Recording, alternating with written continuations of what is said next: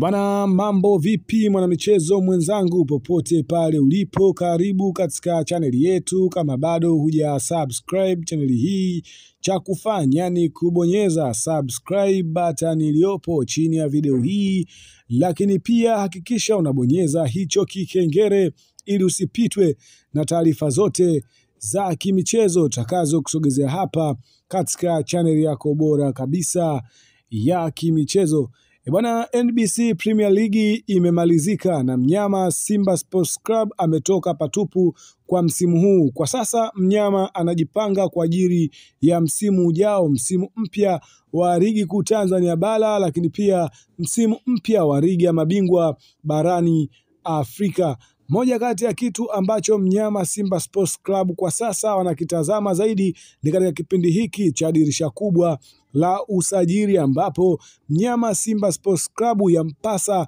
kufanya usajili mmoja mkubwa ambao utakuja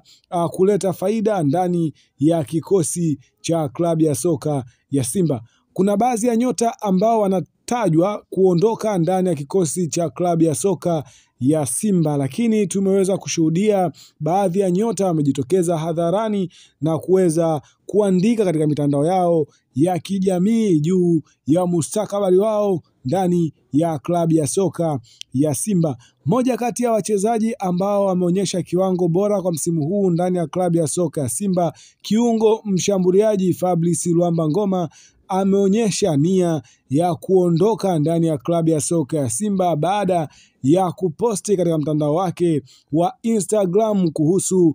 mchakato mzima ambao alikuwepo nao ndani ya klabu ya soka ya Simba na kufurahia mazuri pamoja na mashabiki wa klabu ya soka ya Simba. Lakini pia